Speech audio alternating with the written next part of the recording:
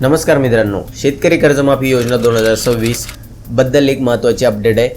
पात्र शेतकऱ्यांची पहिली यादी 22 जुलै 2026 ला प्रकाशित होणार आहे अशी माहिती मुख्यमंत्री देवेंद्र फडणवीस यांनी दिलेली आहे। परंतु मित्रांनो, यामध्ये सुद्धा एक पेच आहे। पेच असा आहे की सहकार विभागाचे मंत्री दादासाहेब पाटील यांनी माहिती दिलेली आहे पत्रकार परिषदेमध्ये की जोपर्यंत केंद्र शासनाकडनं इन्कम टॅक्स भरणाऱ्या शेतकऱ्यांची यादी मिळत नाही, डेटा मिळत नाही, तोपर्यंत ही यादी प्रकाशित केली जाऊ शकत नाही। आता जर 21 तारखेपर्यंत संध्याकाळपर्यंत जरी हा डेटा सहकार विभागाला मिळाला, कोणते शेतकरी असे आहेत जे इन्कम टॅक्स रिटर्न भरतात, तर 22 जुलैला ही यादी प्रकाशित केली जाऊ शकते।